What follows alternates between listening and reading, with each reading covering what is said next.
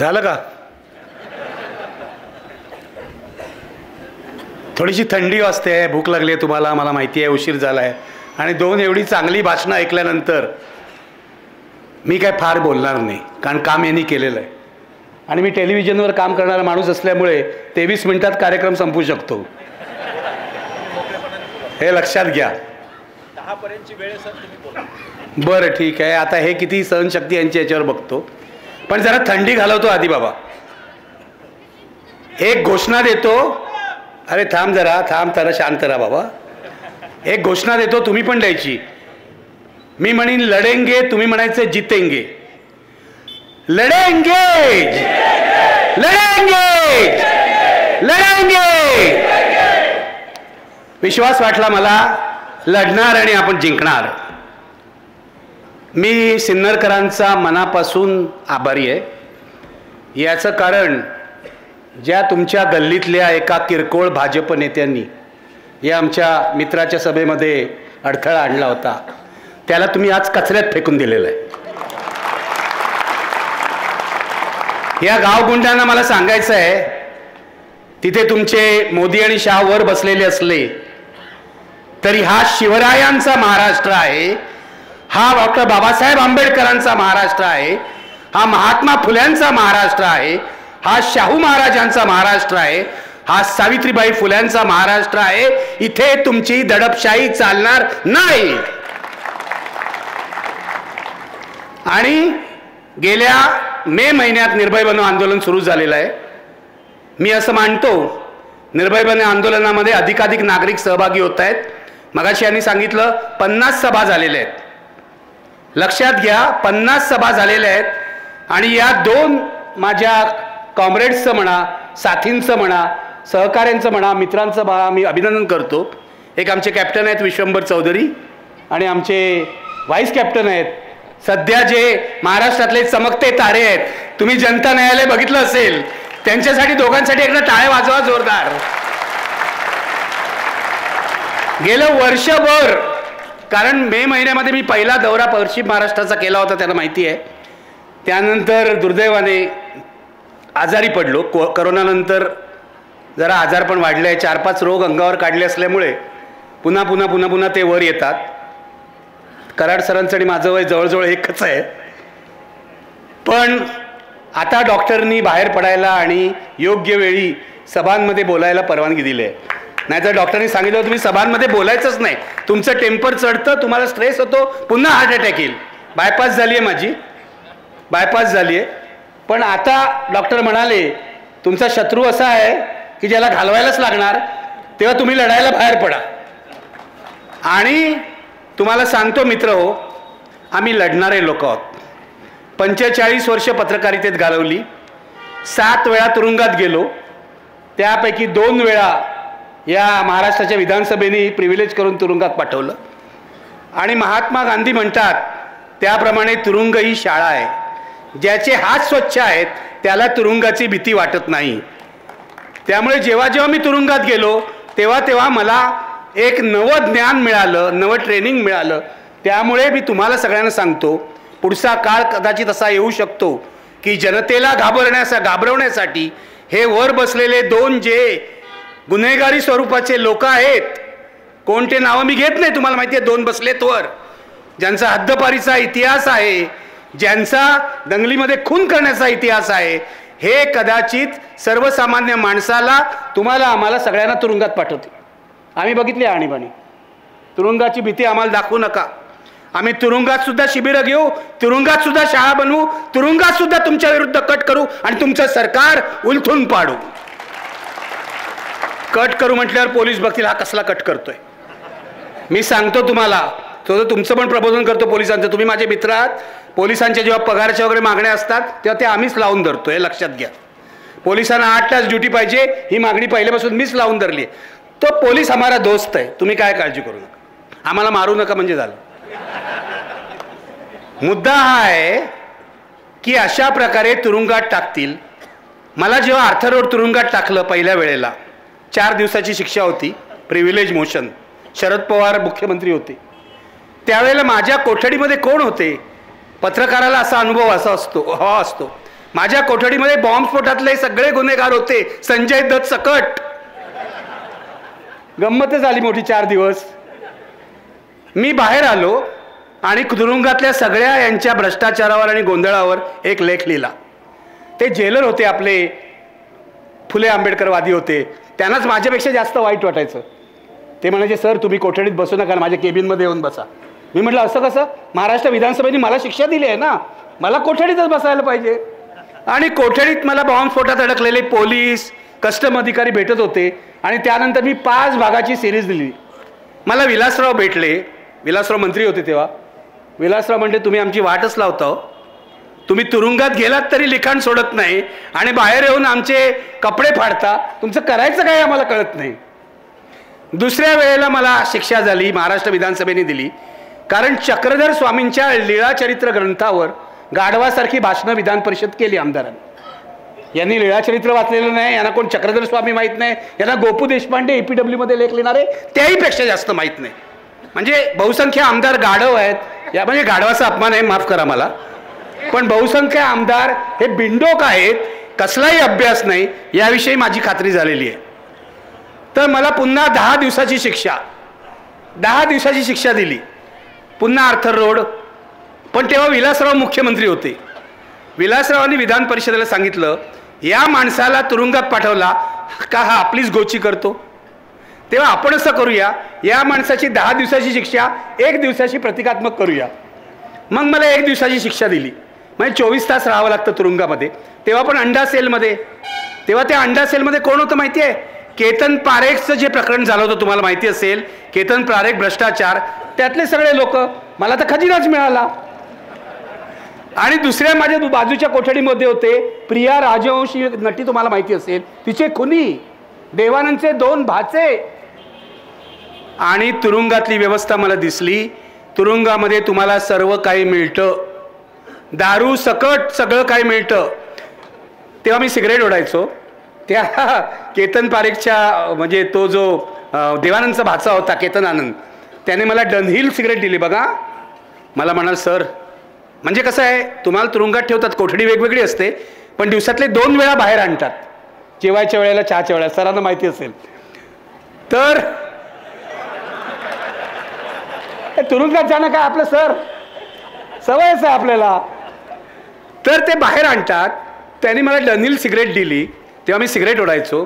मला म्हणाल, सर अच्छी सिगरेट है, आपको दे रहा हो, इसके बारे में लिखना मत, नहीं तो हमें नहीं मिलेगी. तुरुंगातलं जेवण अत्यंत वाईट, अक्षय कडकडीत चपात्या.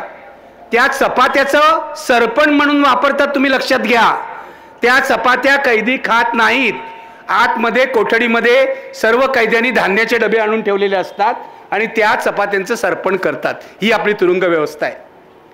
आणि ज्यांना घरचा डबा येतो, तो घरचा डबा तुम्हाला लवकर पाहिजे असेल तर त्या हवालदाराला 100 रुपये दिल्याशिवाय तो मिळत नाही. ही तुरुंग व्यवस्था आहे, सडलेली पूर्ण. कुठच्या तुरुंगात तुम्ही आम्हाला घालणार आहात? तुम्ही फक्त आम्हाला फाशीच देऊ शकता, तरच आम्ही नष्ट होऊ. आज इथे येण्याआधी तुम्हाला हा माझा फोन दाखवतो, आत्ता मी असीमने दाखवला. गलिच्छ भाषेत धमक्या येत आहेत देवेंद्र फडणवीसांच्या अनुयायांच्या. असीमना मी दाखवलं. इथे येण्याआधी सकाळी निर्भय बनोच्या व्हॉट्सॲप ग्रुपवर एक व्हिडिओ आला भारतीय जनता पक्षाच्या स्थानिक कार्यकर्त्यांचा. कोण असतील तर मला विचारायचं आहे, इथे निखिल वागळे उभा आहे, तुम्ही व्हॉट्सॲपवरून धमक्या देता, तुम्ही व्हिडिओतून धमक्या देता, हिम्मत असेल तर स्टेजवर या. या इथे स्टेजवर, बघतो कोणामध्ये हिम्मत आहे. डरपोक 1 नंबरचे. मी सभ्य भाषेत बोलतो. खरं तर मला आता शिव्या द्यायचे आहेत, मी तुम्हाला सांगतो. सभ्य भाषेत बोलतो कारण ते माझं ट्रेनिंग आहे, तो माझा फुले आंबेडकरांचा संस्कार आहे. आणि इथे येण्याआधी तुम्ही आम्हाला सांगता, कराड साहेबांनी सांगितलं, रामावर बोलू नका, मोदी शहावर बोलू नका. तुमच्या बापाचं राज्य आहे काय? राज्य आमचं आहे, जनतेचं आहे. राज्य आमच्या बाबासाहेबांनी आम्हाला दिलेलं आहे. आविष्कार स्वातंत्र्याचा अधिकार आम्हाला बाबासाहेबांनी दिलेला आहे. शिक्षणाचा प्रकाश आम्हाला या माणसाने दाखवलेला आहे आणि स्वाभिमान आम्हाला शिवरायांनी शिकवलेला आहे. तुम्ही कुठचे तरी टिनपाट लोक कसले तरी झेंडे घेऊन फिरता आणि देवाच्या नावाने धुडगूस घालता. तुम्ही आम्हाला धमक्या देता आणि आत्ता धमकी दिलेली आहे. विचारा विश्वंभरना की तुम्ही जर बाहेर गेलात आणि तुमच्यावर कोणी हल्ला केला आणि तुमच्या जीवाला धोका निर्माण झाला तर आम्ही जबाबदार नाही अशी धमकी दिलेली आहे या भाजपच्या लोकांनी. बरोबर आहे. मी यांना सांगतो आत्ता, हिम्मत असेल आम्ही इथे जेवणार, जेवून जाणार. रस्ता पण सांगतो तुम्हाला कुठे जाणार ते. हिम्मत असेल तर हल्ला करून दाखवा, हिम्मत असेल तर हल्ला करून दाखवा. आम्ही अहिंसक माणसं आहोत, पण आमची अहिंसा ही दुबळ्याची अहिंसा नाही आहे, लक्षात घ्या.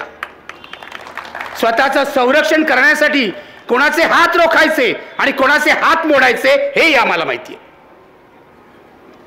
मी बाबासाहेबांचा अनुयायी आहे. मी गांधीजींचा विचार काही बाबतीत मानतो. सत्य अहिंसा यावर माझा विश्वास आहे. त्यामुळे मी माझ्या पोरावरही कधी हात उचललेला नाही. उगाचच्या उगाच कोणावरही हात उचलणार नाही. अहिंसा हे माझं व्रत आहे, धर्म आहे. पण तुम्ही जर आम्हाला वाटेल तसे वागवणार असाल, शिवीगाळ करणार असाल तर एक दिवस तुमचं तोंड कायमचं बंद केल्याशिवाय आम्ही राहणार नाही, एवढंच सांगतो. आणि या लोकांना, हा माणूस संत वाङ्मय सांगतो, हे कामगार नेते आहेत, हा असीम आमचा लॉयर आहे, यांना तुम्ही धमक्या देत्या. अरे फुल्ली फुल्ली फुल्ली, खरंच मला राग येतो. मी नाही सभ्य, मी तुम्हाला खरंच सांगतो. या भिक्कार चोटाना ना, सॉरी मला माफ करा, बायका आहे तिथे, मी नाही देत शिव्या, पण तरुण मंडळी आहेत, राग आहे मनामध्ये. हा राग या लोकांनी महाराष्ट्राची वाट लावलेली आहे. या लोकांनी 14 साली आले, त्यांनी आश्वासन दिलं होतं विकासाचं, देशाचा विनाश केलेला आहे, लक्षात ठेवा. गेल्या 9 वर्षामध्ये या देशाचे खरे दुश्मन जर कोण असतील तर ते नरेंद्र दामोदर दास मोदी आणि अमित शहा हे आहेत, लक्षात घ्या. या देशाचे खरे दुश्मन. कारण सर्व बाबतीत या देशाचा इंडेक्स खाली गेलेला आहे. आविष्कार स्वातंत्र्याच्या बाबतीत, आरोग्याच्या बाबतीत, आर्थिक प्रगतीच्या बाबतीत, सर्व बाबतीमध्ये. आणि पत्रकार मित्र येते आहेत, नमस्कार करतो. कुठे आहेत ते? हा इथे आहेत, नमस्कार करतो. याच्याकडे तुम्ही माझे व्यवसाय बंधू आहात, पण 45 वर्ष पत्रकारितेत घालवल्या. तुमचा काही दोष नाही, त्या तुमच्या हरामखोर मालकांचा दोष आहे. 45 वर्ष पत्रकारितेत घालवल्यावर 10 वर्षापूर्वी आम्हाला मोदींनी आमचा राजीनामा घेतला. माझा, राजदीप सरदेसाईंचा, सिद्धार्थ वरदराजांचा, जे म्हणून मोदी विरोधी पत्रकार आहेत त्याला टिपून टिपून राजीनामा घेतला. माझं चॅनल, माझं नेटवर्क 18 3000 कोटीला विकत घेतलं. कोणी? अंबानीनी. तर माझ्याकडे आले अंबानीचे लोक, तुमचा काय विचार आहे? म्हटलं विचार काय असायचा, जे मी करतोय तेच करणार. तुम्हाला काढून टाकायचं असेल तर काढून टाका, चुकीच्या पद्धतीने काढून टाकलं तर मी कोर्टात जाईन, साधी गोष्ट आहे. सकाळी आले, HR चा माणूस, नाही सर असं नका करू, आम्ही तुम्हाला 2 वर्षाचा पगार देतो अगाऊ, पण तुम्ही जा इथून. म्हटलं लिहून द्या. संध्याकाळी 5 वाजता माझ्या टेबलावर चेक तयार होता. अंबानीकडून 2 वर्षाचा पगार मी वसूल केला. राजीनामा तर ते घेणारच होते. याच्याकडे अंबानीच्या माणसांनी बोलून मला विचारलं की तुमचा विचार काय आहे? म्हटलं माझा विचार जो संविधानाचा विचार आहे. पत्रकाराला विचार काय असतो? संविधानाची चौकट आहे, तोच विचार असतो. सत्य सांगणं हा माझा विचार आहे. मग कसं होणार? कैसा होगा तो आप देखिए. अगर मुझे रखना है तो रखिए, नहीं तो मैं जा रहा हूं घर. आचार्य जावडेकरांचा आदर्श माझ्या समोर आहे. आचार्य जावडेकर नवशक्तीचे संपादक होते. ते सांगायचे संपादकाचा राजीनामा नेहमी संपादकाच्या वरच्या खिशात पाहिजे. माझा असतोच वरच्या खिशात नसला तर मनात असतो. तुम्ही माझ्यावर अन्याय कराल. IBN लोकमतचा मी संपादक झालो तेव्हा माझी एकमेव अट होती, तुम्ही पगार मला किती द्या. मी पगारसुद्धा विचारला नाही. 100% स्वातंत्र्य पाहिजे. 2014 पर्यंत मला 100% स्वातंत्र्य मिळालं. 100 ना 101% यांना विचारा. दर्डाची पण हिंमत नव्हती माझ्या पुढे येऊन बोलायची. हे मी अनेकदा इंटरव्ह्यूमध्ये सांगितलं आहे. दर्डा आमचा स्लीपिंग पार्टनर होता. स्लीपिंग पार्टनर म्हणजे कळतंय ना, म्हणजे इन्व्हेस्टिंग पार्टनर होता. इन्व्हेस्टिंग पार्टनर, त्यांनी भांडवल गुंतवलं होतं. पण दर्डासुद्धा मला सांगू शकत नव्हता, कारण माझ्या पाठीशी राजदीप सरदेसाई उभे होते.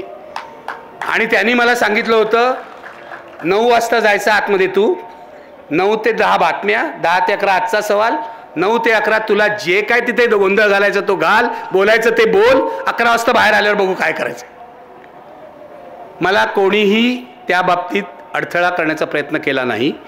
पण नरेंद्र मोदी राज्यावर आले आणि मला पहिला फोन आला विजय दर्डा यांचा, महाराष्ट्रातले काँग्रेसचे महान खासदार विजय दर्डा, लोकमतचे मालक यांचा.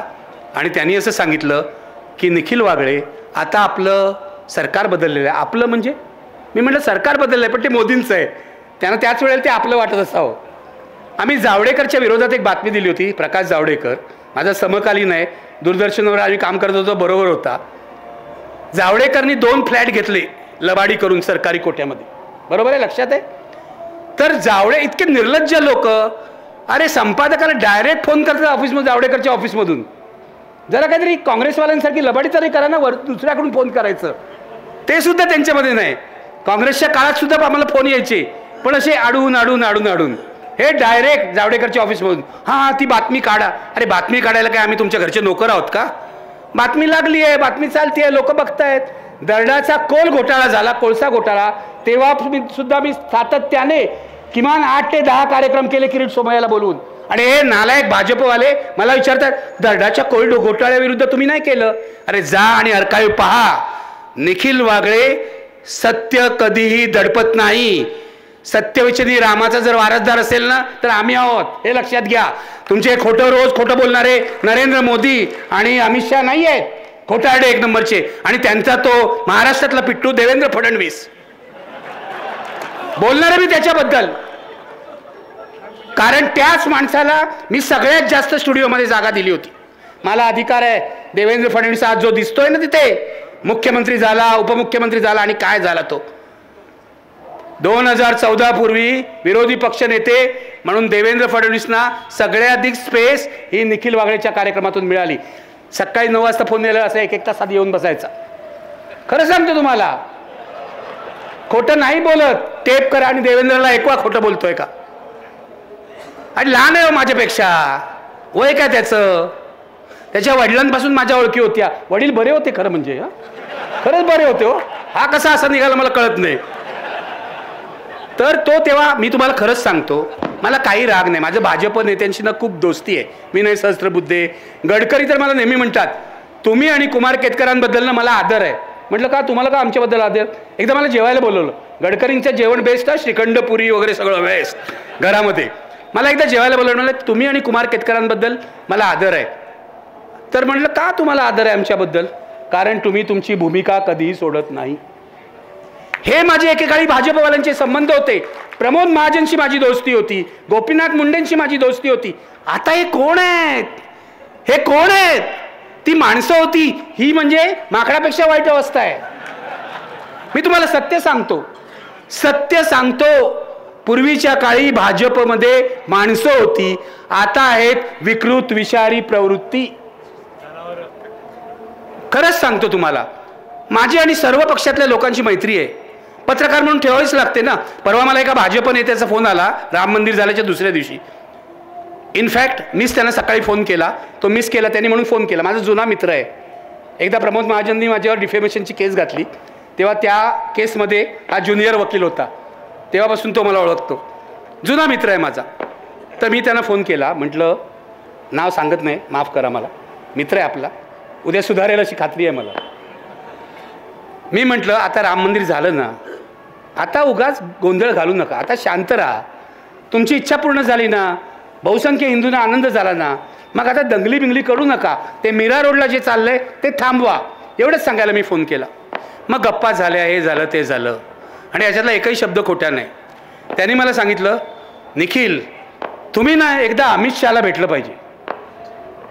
मी म्हटलं माझी काय हरकत नाही. मी मनात म्हटलं पत्रकार आहे, कुणालाही भेटू शकतो. दाऊद इब्राहिमला भेटू शकतो, तर अमित शहाला का नाही भेटू शकत. भेटू शकतो ना. पत्रकाराला कुठेही बंदी असता कामा नये. पत्रकारांनी कोणाला भेटावं. अमित शहानं वेगळा माणूस आहे, वेगळा माणूस. आता मला वेगळा माणूस म्हणजे काय मला कळत नाही. आम्हाला जे दिसतं त्यापेक्षा तो वेगळा असेल तर यांना दिव्य दृष्टी असेल. म्हटलं ठीक आहे, मी भेटायला काहीच हरकत नाही. नरेंद्र मोदींना सुद्धा मला भेटायला हरकत नाही, मी पत्रकार आहे. पण नरेंद्र मोदींनी एवढी हिंमत दाखवली पाहिजे की मला मुलाखत द्यायची आणि माझ्या प्रश्नांना उत्तर द्यायचं. माझं जाहीर आव्हान आहे नरेंद्र मोदींना, तुमच्यामध्ये हिंमत असेल तर निखिल वागळेला मुलाखत द्या किंवा रवीश कुमारला मुलाखत द्या. निखिल वागळे जाऊ दे, रवीश कुमारला मुलाखत द्या. पण नरेंद्र मोदी इतके डरपोक आहेत की 2014 साली सत्तेवर आल्यावर पहिली गोष्ट त्यांनी काय केली तर अंबानीशी हातमिळवणी करून 3,000 कोटी रुपये आमच्या मालकाला देऊन आम्हाला सगळ्यांना नोकरीवरून काढून टाकलं. याचं कारण आम्ही जर राहिलो असतो, मी राजदीप सरदेसाई किंवा इतर लोक, सागरिका घोष आणि इतर लोक, तर आम्ही यांचे वाभाडे काढले असते. 10 वर्ष निखिल वागळे नरेंद्र मोदींमुळे मेनस्ट्रीम मीडियाच्या बाहेर आहे, लक्षात घ्या. 10 वर्ष झाली आज बरोबर. 2014 ते त्याआधी 8 वर्ष आम्ही IBN लोकमत कसं चालवलं तुम्हाला माहिती आहे. कोणाला स्पेअर केलं नाही. अरे हे जे आहेत ना लोक, केशव वगैरे उपाध्ये, यांना मी बनवलंय प्रवक्ता. एक दिवस गोपीनाथ मुंडे माझ्या कार्यक्रमात होणार होते. तर आता 9 वाजता गोपीनाथ मुंडेंचा 7 वाजल्यानंतर मोठा प्रॉब्लेम असायचा. तेव्हा ते 9 वाजता येणार की नाही, चुकीचा अर्थ काढू नका, मी सांगतोय. तर ते 9 वाजता येणार की नाही याचं टेन्शन मला. मी आमचा गणेश मोरे होता गेस्ट कोऑर्डिनेटर, त्याला पळवतोय, अरे दे गोपीनाथजी कुठे काय गेले बघ. मी दिल्लीच्या माणसांना पळवतोय, गोपीनाथ कुठे आहेत बघ. तर गोपीनाथ मुंडे 8:30ला येणार नाही असं कळलं. त्यांचा मेसेज आला मला. त्यांचं माझं खूप चांगलं होतं. त्यांच्या संघर्ष यात्रेमध्ये मी बरोबर गेलो होतो. मला म्हणाले निखिल आय एम सॉरी, मी येऊ शकत नाही, जरा समजून घे. म्हटलं मला सांगू नका, माझी ओबी खाली उभी आहे वरळीला तुमच्या घराखाली, मला तुमच्या जागी दुसरा प्रवक्ता द्या. म्हणाले आता कोण देऊ तुला, आता कोण ऐनवेळी प्रवक्ता येणार. म्हटलं मी तुम्हाला सुचवतो ना कोण प्रवक्ता होईल. तुमचा सेक्रेटरी आहे केशव उपाध्ये, त्याला उभा करा म्हणा ओबीवर, त्यालाही संधी मिळेल. तुम्ही नाही तर तुमचा सेक्रेटरी. त्या दिवशी केशव उभा राहिला पहिल्यांदा कॅमेऱ्यासमोर. आणि या केशव उपाध्येला हे माझं पाप आहे की मी प्रवक्ता बनवलं. असे किती लोकांना प्रवक्ता बनवलं तुम्हाला सांगू. ते काँग्रेसकडे ते प्रवक्तेच नव्हते. मग मी जनार्दन चांदूरकरांना फोन करून बोलवलं, काँग्रेस नेमेल तेव्हा मिळेल. भाई जगतापना बोलवलं, काँग्रेसने प्रवक्तेच नेमले नव्हते. असा महाराष्ट्रातला टेलिव्हिजन आकारा आला. ही 2 सोन्यासारखी माणसं मला तिथेच मिळाली. कारण टेलिव्हिजन हा जी माणसं आहेत त्यांच्या कंटेंटवर चालतो, बोलण्यावर चालतो. बोलणारा माणूस जितका चांगला, हे असतील विश्वंभर असीम असेल, किंवा आमचे अजित अभ्यंकर असतील, किंवा आमचे सुरेश माने असतील. घटनेवर सुरेश मानेंसारखं ऑथॉरिटी नाही. असे अनेक लोक मी तुम्हाला नावं घेऊ शकेन, ज्यांना मी गेस्ट म्हणून बोलवलं आणि जे यशस्वी झाले आणि नंतर इतर चॅनलनी त्यांच्यावर उड्या मारल्या. प्रॉब्लेम असा आहे की ते प्रश्न विचारायला अँकरला पण अक्कर लागते ना. आता बघा बहुसंख्य चॅनलनी एक आमचा कमलेश सुतार सोडला तर चर्चेचे कार्यक्रमच बंद केले. का केले माहिती आहे? का केले मी तुम्हाला सांगतो. भारतीय जनता पक्षाने त्यांच्यावर दबाव आणला आणि हे मी तुम्हाला पुराव्यासकट सांगतो. मी IBN लोकमत सोडल्यानंतर मी असं ठरवलं होतं, काळ काय बरा नाही, आता मी कुठे नोकरी करणार नाही. सुदैवाने माझं वय तेव्हा किती वर्षाचं होतं बघा, 10 वर्ष आधी म्हणजे 55 वर्षाचं होतं. त्यामुळे मी म्हटलं आता आपली 5 वर्ष झाली आहेत निवृत्ती, 5 वर्ष राहिली आहेत निवृत्तीची, मी नोकरी करणार नाही, मी फ्रीलान्सिंग करीन. मग मी मराठी, महाराष्ट्र वन इथे काम करायला लागलो. TV9नी मला बोलवला. त्यांचा CEO हैदराबादहून आला, बघा हैदराबादहून आला तो तिकडचा तेलुगू माणूस. आणि मला त्यांनी सांगितलं आम्ही तुला सगळं स्वातंत्र्य देऊ, तू 9चा कार्यक्रम करायचा. 9चा कार्यक्रम करायचा. मी कार्यक्रम सुरू केला. शेतकऱ्यांचं आंदोलन होतं. मी नाशिकच्या मार्केट यार्डमध्ये जाऊन लाईव्ह कार्यक्रम केला आणि कार्यक्रमाला प्रचंड प्रतिसाद होता. अभिजित कांबळे जे आता BBCचे संपादक आहेत ते माझे प्रोड्युसर होते. आमची जोडी चांगली जमली होती. 3 महिने झाले. 3 महिन्यानंतर तिथे एक भाजपचा माणूस आला. त्याचं नाव आहे उमेश कुमावत. आजही ते TV9चे आहेत. उमेश कुमावत हे भाजपच्या मुखपत्राचे संपादक होते किंवा जे काय होते ते होते. उमेश कुमावत हा भाजपचा माणूस आहे. तो तिथे आला. तिने मला आल्याला सांगितलं की सर तुमचा कार्यक्रम आहे ना 9 वाजता नाही करायचा, आपण संध्याकाळी 5 वाजता करायचा. म्हटलं मी करणार नाही, तुम्ही माझ्याशी कॉन्ट्रॅक्ट केलं आहे प्राईम टाईमचं, मी तुमच्यावर केस टाकीन म्हटलं कोर्टात जाऊन. मग ते घाबरले. केस टाकली म्हटलं घाबरतात. मग 1 महिना आणखीन चालवलं त्यांनी आणि मग 1 महिन्याने मला सांगितलं तुमचा कार्यक्रम आम्ही बंद करत आहोत. तसं कॉन्ट्रॅक्ट बसतंच, कधी ते बंद करू शकतात. पण हे त्यांनी देवेंद्र फडणवीस यांच्या दबावाने केलं असा माझा आरोप आहे. ज्या देवेंद्र फडणवीसला माझ्या स्टुडिओत बोलवून मी स्पेस दिली विरोधी पक्ष म्हणून, त्यांनी पत्रकारांचे गळे घोटण्याचं काम केलं. पत्रकारांना सर्व मर्यादा पुरवणं, सर्व म्हणजे काय ते मी आता जास्त सांगत नाही. पत्रकारांना दिवाळीला मोठमोठ्या गिफ्ट्स देणं, पत्रकारांना दर महिन्याच्या 1 तारखेला पाकिटं देणं, हे सगळे प्रकार भाजपचे नेते करतायत. आणि याच्यामध्ये काला म्हणो केस माझ्यावर डिफेमेशनची, मी ठामपणे सांगतो याच्यामध्ये देवेंद्र फडणवीस सुद्धा सामील आहेत. वर्षा बंगल्यावर देवेंद्र फडणवीस 14 ते 19 मुख्यमंत्री असताना पत्रकारांचा एक गट होता जे देवेंद्र फडणवीसची चमचेगिरी करायची. आता मी नावं पण घेऊ शकतो, पण जाऊ दे कशाला, काय पत्रकार बरोबर नाव नको ना घ्यायला, कोणतरी आपल्यातले अडकतील. प्रेम करतो तुमच्यावर, लक्षात ठेवा. त्या पत्रकारांच्या गटाला लष्कर ए देवेंद्र असं आम्ही म्हणायचो, बरोबर आहे, लष्कर ए देवेंद्र.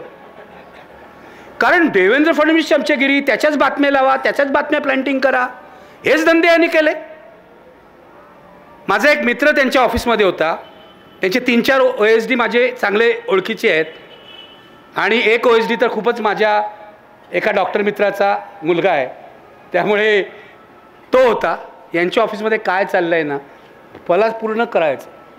देवेंद्र फडणवीसला मी एवढी स्पेस दिल्यामुळे जेव्हा मुख्यमंत्री झालं आहे 14 साली, तेव्हा त्यांनी पहिली मुलाखत मला दिली. कॅश न्यूज म्हणून इंग्लिश चॅनल होतं, वेब पोर्टल, त्याला. तर हे माझे देवेंद्र फडणवीसशी संबंध सांगण्याचा मुद्दा असा मित्र तुम्हाला की हा एकेकाळी बरा असलेला माणूस, एकेकाळी तत्वांशी काहीतरी थोडीशी बांधिलकी असं दाखवणारा माणूस आता पूर्णपणे खलनायक झालेला आहे. सत्तेचा माज, सत्तेची चटक, सत्तेसाठी वाटेल ते. देवेंद्र फडणवीस ही अधपतनाची, राजकीय अधपतनाची सगळ्यात खालची पायरी आहे, लक्षात घ्या. मी तुम्हाला आवाहन करतो की या माणसाला महाराष्ट्राच्या राजकारणातून हद्दपार करा. याचं कारण माझा राग नाही त्यांच्यावर, उद्या कुठेतरी जाऊन पापक्षालन करेल तर बरं होईल, पण इतका घाणेरडा माणूस मी 14 नंतर दुसरा बघितला नाही. अरे तू 14 ते 19 होतास ना मुख्यमंत्री, मंत्र्यांना काय अधिकार आहे? मोदी स्टाईल, पूर्ण मोदी स्टाईल त्याचं काम होतं. मंत्र्यांना काय अधिकार नाहीत, मीच सगळं चालवतो. मंत्री नुसते बसून हा हा हो, माझं मुलाखत जाऊन बघा.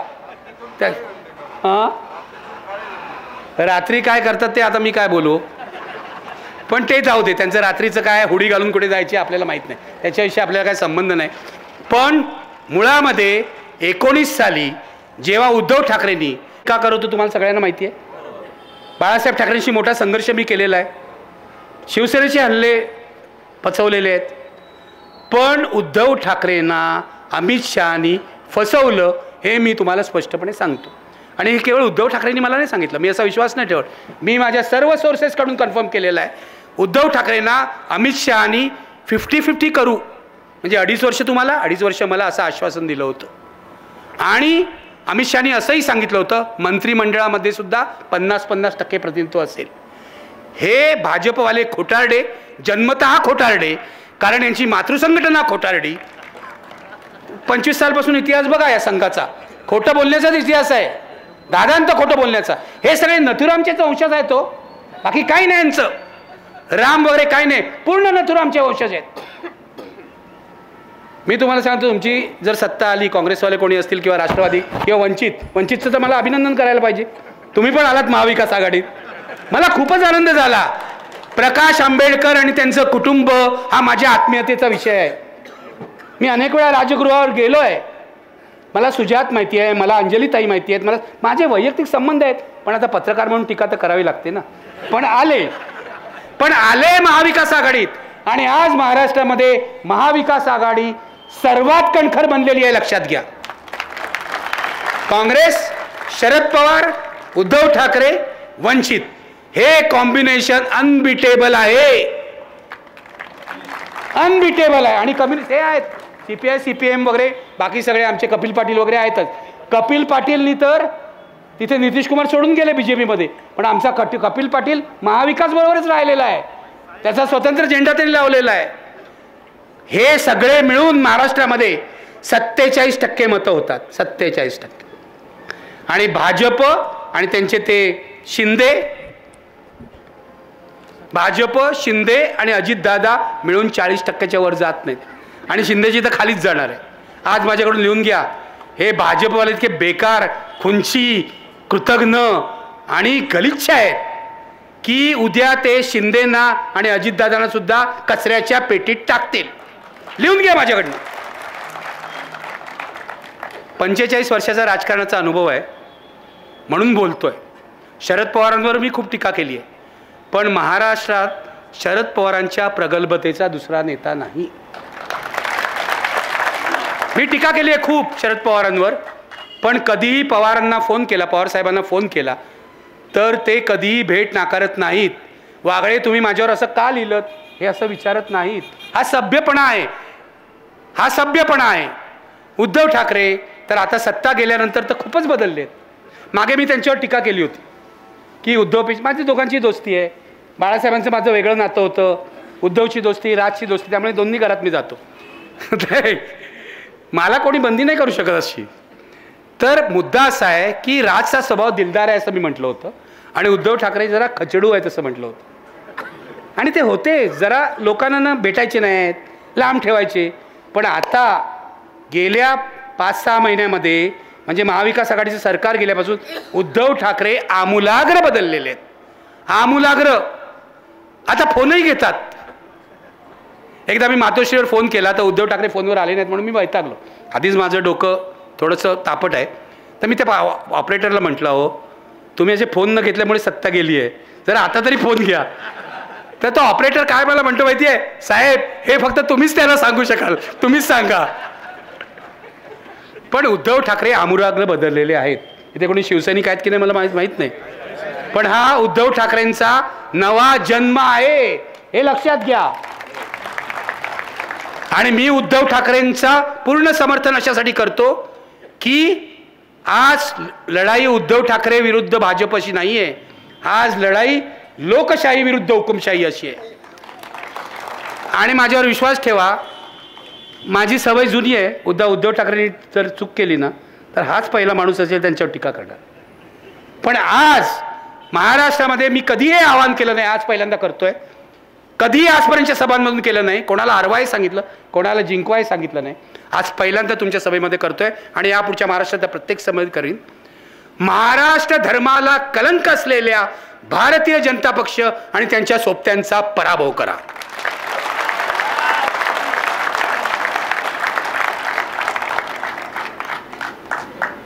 महाराष्ट्र मेला तरी राष्ट्र मेले, महाराष्ट्राविना राष्ट्रगाडा कसा चाले.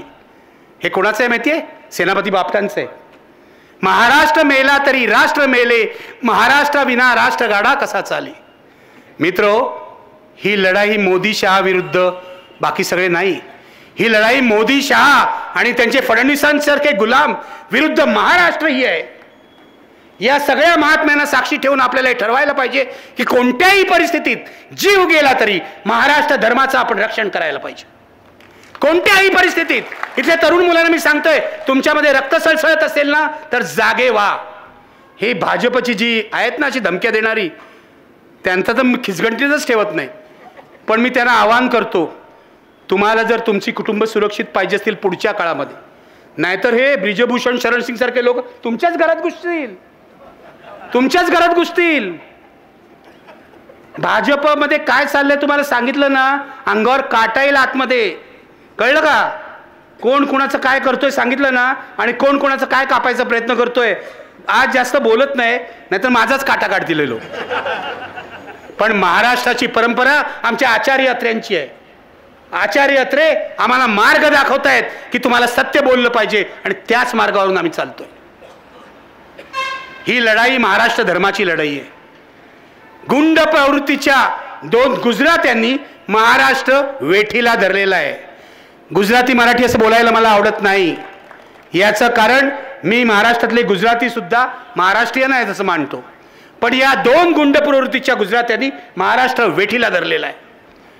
मुंबई बर्बाद करायचं षडयंत्र त्यांनी केलेलं आहे. आणि मुंबईमधले किती उद्योग, आता शेवटचा म्हणजे तो डायमंड बाजार तर गेला सुरतला, माहिती आहे तुम्हाला. आता तिथे जाऊन त्यांच्यापुढे इतक्या अडचणी आल्या की डायमंड व्यापारी परत यायला लागले. अरे मुंबईने तुम्हाला आसरा दिला, मुंबईने तुम्हाला रोटी दिली, तुम्ही तिकडे जाऊन ढोकळा खाताय, लाज नाही वाटत तुम्हाला? परत या ना. नाही मिळत ना तिथे, काय मिळालं नाही ना, मोदींनी काय दिलं नाही ना, फक्त 75 अंकित बिल्डिंग उभी केली. आणि आता तर काय झालं सांगतो, फिल्मफेअरचा सोहळाही यावर्षी अहमदाबादला झाला. म्हणजे हे तिथे साबरमतीच्या झुल्यावर बसले त्या चिनी पंतप्रधानांबरोबर, लक्षात आहे ना. साबरमतीच्या किनारे झुले पे बैठे मोदी जी और वो चीन का प्राईम मिनिस्टर. काय झालं? घुसला ना चीन आतमध्ये, घुसला ना. कुठे गेला तुमचा जुला? हे काहीच करू शकत नाहीत कारण हे नादाल आहेत. यांना भारताचं संरक्षणही करता येत नाही. आम्हाला सांगितलं 370 कलम काढून टाका. माझी हरकत नाही. माझी हरकत अशासाठी नाही की मुळामध्ये ते कलम आहे ना ते अत्यंत मिळमिळीत झालं होतं आणि त्यातल्या अनेक तरतुदी ज्या आहेत त्या काँग्रेस सरकारच्या काळात रद्द करण्यात आल्या होत्या. काढून टाका, माझी काय हरकत नाही. 370 कलम काढलंत ना, माझी काय हरकत नाही. त्याचं नाहीतरी ते निरुपयोगी होतं, भावनिक होतं. मुद्दा असा आहे 370 कलम काढल्यावर काश्मीरमधले व्यवहार सुरळीत होतील, दहशतवाद राहणार नाही असं आश्वासन तुम्ही दिलं होतं. मग आता काश्मीरी पंडितांना कोण मारते? बघा किती हल्ले झाले. 370 कलम काढल्यानंतर किती हल्ले झाले बघा. काय झालं बघा. मी पुलवामाबद्दल तर बोलतच नाही आहे कारण पुलवामा कोणी केलं या माझ्या मनात संशय आहे. काश्मीरचे राज्यपाल, काश्मीरचे माजी राज्य सत्यपाल मलिक. तुम्ही पेपर वगैरे वाचता ना? हो म्हणा जर जोरात. सत्यपाल मलिकने काय आरोप केला तुम्हाला माहिती आहे की पुलवामाच्या घटनेमध्ये या जवानांना जायला जर विमानं दिली असती तर हे सगळे जवान वाचले असते. पण मोदी सरकारने, मला असं वाटतं राजनाथ सिंग तेव्हा होते होम मिनिस्टर, त्यांनी ही व्यवस्था केली नाही म्हणून आमचे जवान मारले गेले. जवानांचं रक्त हाताचं लागलंय मोदी आणि या सर्व लोकांच्या. कसलं राष्ट्रप्रेम सांगता तुम्ही? एक नंबरचे देशद्रोही लोक आहात. आम्हाला राष्ट्रप्रेम सांगू नका. आमच्या आई वडिलांनी, आमच्या नातेवाईकांनी लाठ्या खाल्लेल्या आहेत, जेलमध्ये गेलेले आहेत. तुम्ही सांगता आम्हाला राष्ट्रप्रेम? तुम्ही जवानांना मारलत. आणि का बोललं जात नाही? कारण या देशातला मीडिया अत्यंत लाचार झालेला आहे. मी तुम्हाला एक गोष्ट सांगतो आणि सत्य आहे आणि वर्तमानपत्राचं नाव घेऊन सांगतो, उद्या माझं भाषण कदाचित छापणार नाही.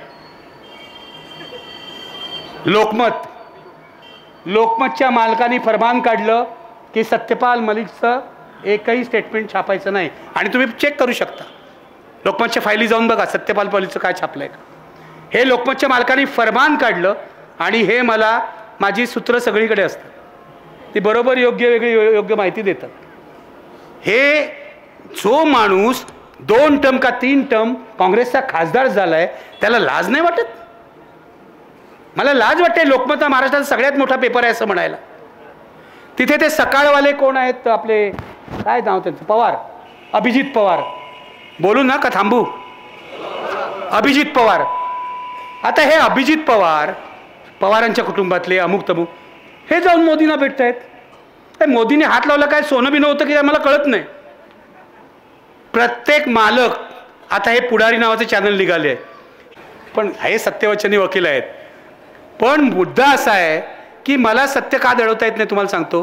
कारण सत्य बोलणं सगळ्यात सोपं असतं, काहीच लपवावं लागत नाही. आता फडणवीस असा आहे तर असा आहे, खलनायक आहे. मागे फडणवीस बरा होता, मी बरा बोलत होतो. काही लपवावं लागत नाही. या ब्रिजेश सिंगनी स्पष्टीकरण द्यावं की आपण असं केलं की नाही. आणि जरांगे पाटलांना माझं आव्हान आहे की हे यांनी केलेलं सिद्ध झालं तर काय करायचं ते त्याचं करा. तिकडे काय चाललंय या महाराष्ट्रामध्ये विचार करा मित्रांनो. या महाराष्ट्राची बर्बादी केली आहे. हा संतांचा महाराष्ट्र होता, हा बुद्धिवंतांचा महाराष्ट्र होता, हा विचारवंतांचा महाराष्ट्र होता. गांधीजी म्हणायचे की महाराष्ट्र हे कार्यकर्त्यांचं मोहोळ आहे. यांनी कार्यकर्त्याला खोके देऊन काय केलं त्याचं? हां, प्रत्येक कार्यकर्त्याला कोण ते 40 टोणगे आहेत. टोणगेच म्हणतो मी त्यांना, टोणगे. बाळासाहेब ठाकरेंनी यांना पदराखाली घेतलं नसतं ना, त्यांना कसलीच नोकरी मिळाली नसती. हे 40 टोणगे आहेत. लाज नाही वाटत त्याला शिंदेपासून सगळ्यांना. शिंदेंचा उत्कर्ष उद्धव ठाकरेंच्या काळात झालेला आहे. माझे आनंद दिघेंचे चांगले संबंध होते.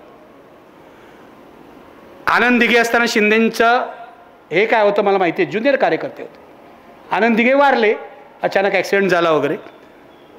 आता त्याच्या खोलात मला जायला सांगू नका. पण आनंद दिघे गेले आणि शिंदेंचा उत्कर्ष झाला.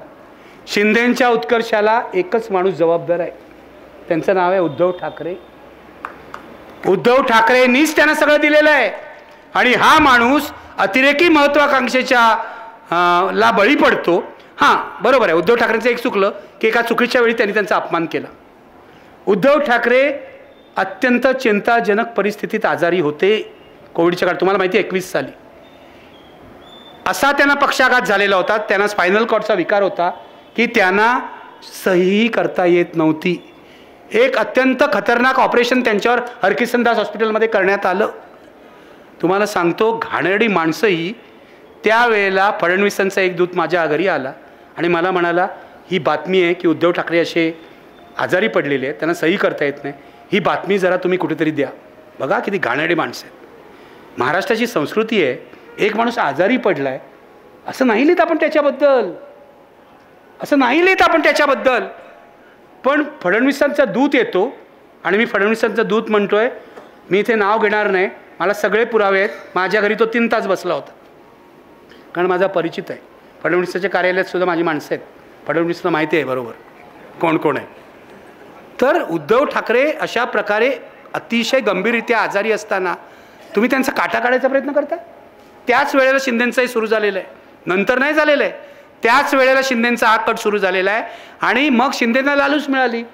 आयुष्यात कधी शिंदे मुख्यमंत्री झाले नसते. ठाण्यापलीकडे काही नाही त्यांचं. ठाणे जिल्ह्याचे नेते आहेत, चांगले आहे, संघटक चांगले आहेत, मनानी बरे आहेत, लोकांना पैसे बिशे वाटत असतात, चांगले आहे. हा म्हणजे मदत म्हणून हो. पण मुद्दा असा आहे की हे कधी आयुष्यात मुख्यमंत्री झाले नसते, दगाबाजी केली म्हणून मुख्यमंत्री झाले आणि उद्धव ठाकरेंनी त्यांच्यावर आंधळा विश्वास टाकला. ही उद्धव ठाकरेंची चूक आहे, म्हणून हे 40 टोणगे त्यांच्याबरोबर गेले. दुसरं काही नाही. उद्धव ठाकरेंना दगा दिला. महाराष्ट्रात असं दगाबाजीचं राजकारण फार वेळा घडलेलं नाही आणि इतक्या मोठ्या प्रमाणात घडलेलं नाही. कोट्यवधी रुपयांची खोकी यांना मिळालेली आहेत.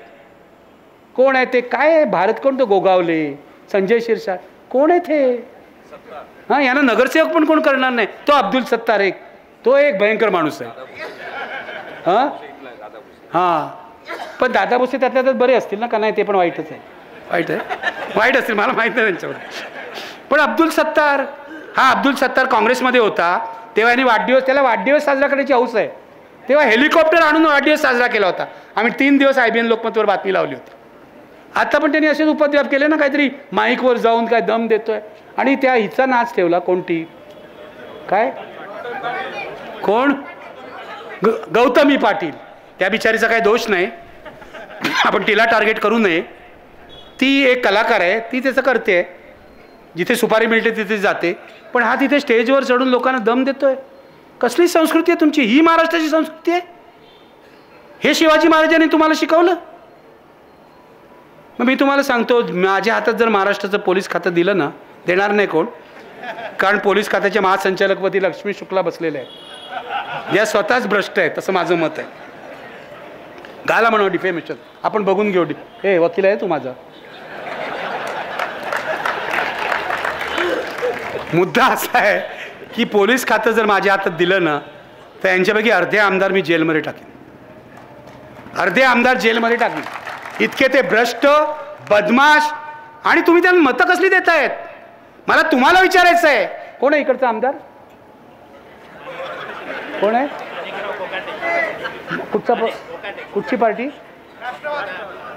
राष्ट्र. आता अजितदादांबरोबर गेले. पाडा त्यांना, पाडा. निवडून आले तेव्हा कुठे होते? आता ईडीच्या भीतीने जर अजितदादांबरोबर गेले असतील तर पाडा.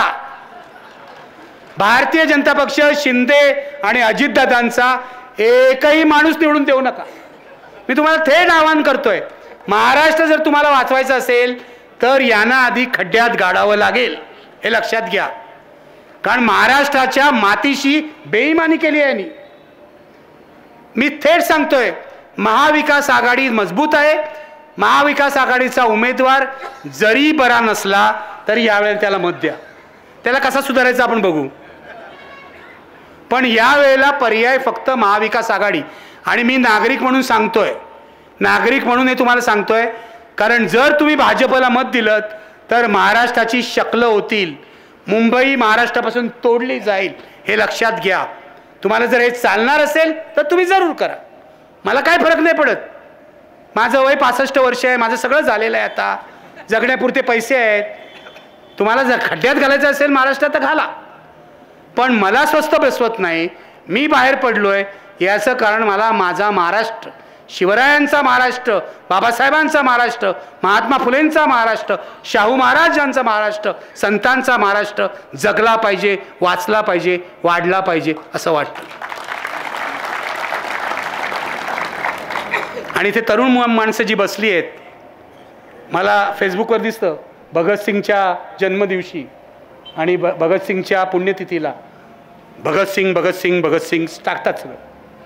मग हा भगतसिंग जर तुम्हाला तरुणांना आठवत असेल तर मुळामध्ये भगतसिंग हा साम्यवादी होता, कम्युनिस्ट होता.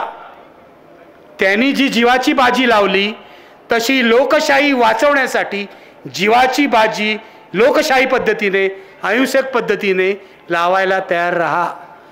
भगतसिंगचा हिंसेला विरोध होता. त्यांनी जी हिंसा केली ती अपवादात्मक हिंसा होती, हे लक्षात घ्या. आपल्याला कोणत्याही प्रकारची हिंसा करायची नाही, शांततेने सगळं करायचं आहे. पण महाराष्ट्राच्या मुळावर उठलेल्या या 2 गुंडांचा आणि त्यांच्या गुलामांचा पराभव करायचा आहे. एवढं कळकळीचं आवाहन करतो. तुम्ही ऐकून घेतलं त्याबद्दल धन्यवाद. जरा खोलात जाऊन राजकारण बघा. Thank you very much. एकदा फक्त भाजपच्या दबावाने काढण्यात आलेला आहे आणि इथल्या प्रत्येक चॅनलला आणि पेपरला, पत्रकारांनो तुमच्यावर बोलत नाही, तुमच्या मालकांवर बोलतोय, तर इथल्या प्रत्येक पेपरला आणि प्रत्येक चॅनलला कोट्यावधी रुपयाच्या जाहिराती दरवर्षाला दिल्या जात आहेत. कोट्यावधी रुपये सारले जातात त्यांच्या तोंडामध्ये. पूर्वी कसं पत्रकार पाकिटं वगैरे घ्यायचे. मी जिल्ह्याच्या ठिकाणी जातो, माफ करा पण खरं बोलायला पाहिजे ना, तेव्हा मला आपले कार्यकर्ते सांगायचे, सर काय झालं आहे, हल्ली 25-30 लोकांना तर पाकिटं द्यावीच लागतात. म्हणजे सातारा जा, कुठे अमरावती जा, प्रत्येक ठिकाणी पत्रकारांना पाकिटं द्या. कार्यकर्ते बरोबर आहे, बघा बरोबर आहे, हे रिपब्लिकन पक्षाचे आहेत. कार्यकर्त्यांना विचारा पत्रकारांना पाकिटं द्यावी लागतात की नाही. हे सत्य आहे. पण मोदीजी हुशार तुमच्यापेक्षा. ते म्हणाले पत्रकारांना कशाला पाकिटं द्यायची, मालकालाच देऊ, डायरेक्ट ऑफिशियली जाहिराती देऊ मालकाला.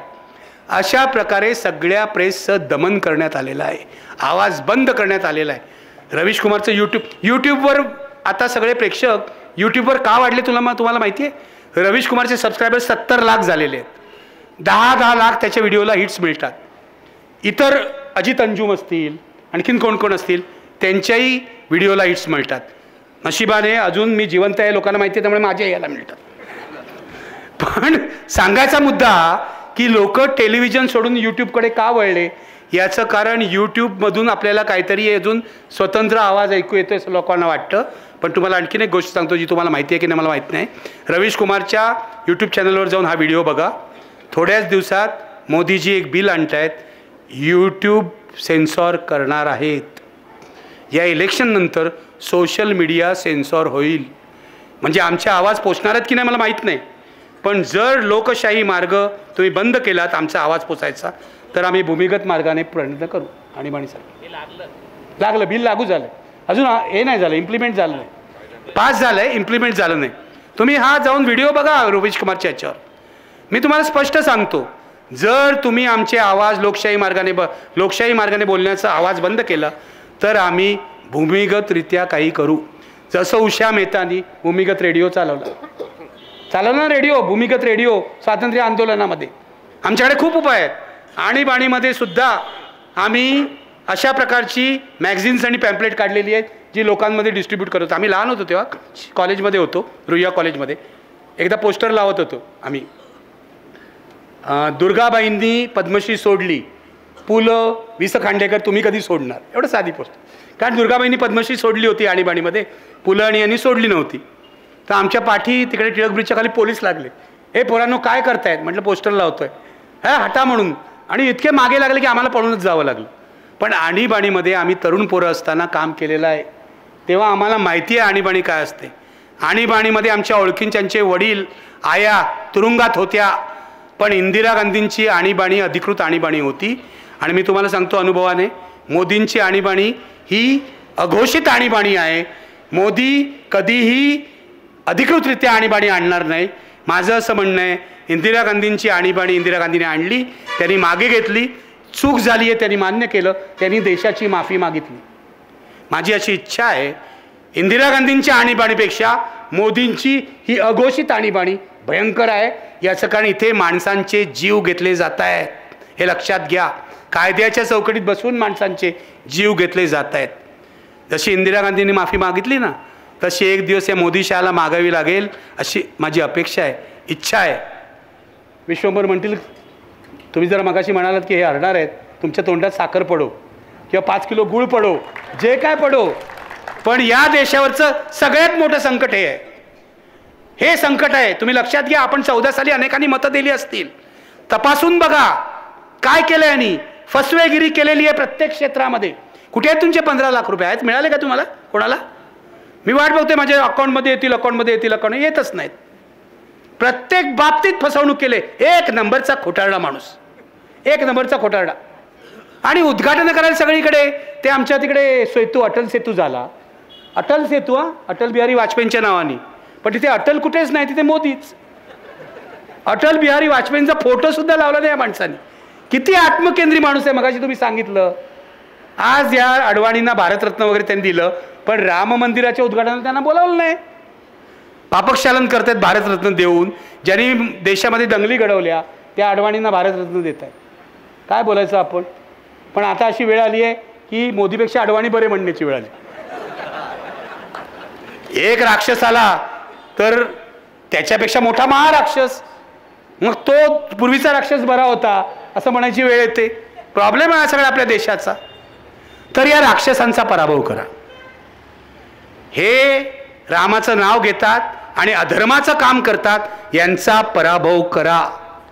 मी तुम्हाला सांगतो, मी गप्प बसणार नाही विधानसभा निवडणुकीपर्यंत. मोदी डरपोक कशासाठी आहेत तर मोदींना साध्या महापालिका निवडणुका सुद्धा घेता येणार आल्या नाहीत, कारण त्यांना वाटतं आपला पराभव होईल. आता महापालिका निवडणुका विधानसभेनंतर होतील, कारण त्यांना सतत वाटतं शिंदे येऊन उपयोग नाही. शिंदे 5% आणले शिंदेनी. शिंदेला खोके भरपूर दिले, पण 5%च मतं आणतायत. अजितदादाचे 4%च आहेत. 5 ने 4 9 आणि यांची स्वतःची 27. किती झाली बघा. ह्याच्या पलीकडे काय जात नाही. मुद्दा असा आहे की या लोकांनी, माझा राग यांच्यावर अशासाठी आहे, मोदी शहानी महाराष्ट्राची वाट लावली. मी कायम म्हणतो, बुद्धिवंतांचा महाराष्ट्र एकेकाळी होता, हा बदमाशांचा महाराष्ट्र झालेला आहे पूर्वीच. पण हा बदमाशांचा महाराष्ट्र यांनी आता विकायला काढलेला आहे. लक्षात घ्या, विकायला काढलेला आहे. अरे पोलीस स्टेशनमध्ये जाऊन यांचा तो गणपत गायकवाड, तुम्हाला माहिती आहे गणपत हे बसले तिकडे पोखरकर, गणपत गायकवाड कल्याणचा केबल ऑपरेटर, तो आमदार झाला, गेल्या वेळेला पण आमदार होता. पोलीस स्टेशनमध्ये जाऊन 6 गोळ्या मारतो. आणि कोणाला मारलं मगाशी सांगितलं नाही यांनी. कोणाला मारलं माहिती आहे का? शिंदे गटाच्या अध्यक्षाला मारलं त्याने. हे असेच अंतर्गत मंडळी येऊन मारणार आहेत. आम्हाला मारायचं विसरा, आधी स्वतःचं बघा.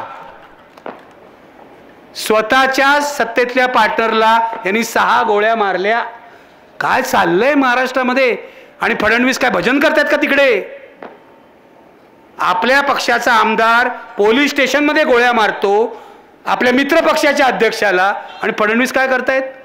का व्हिडिओ बघतायत गाण्यांचे?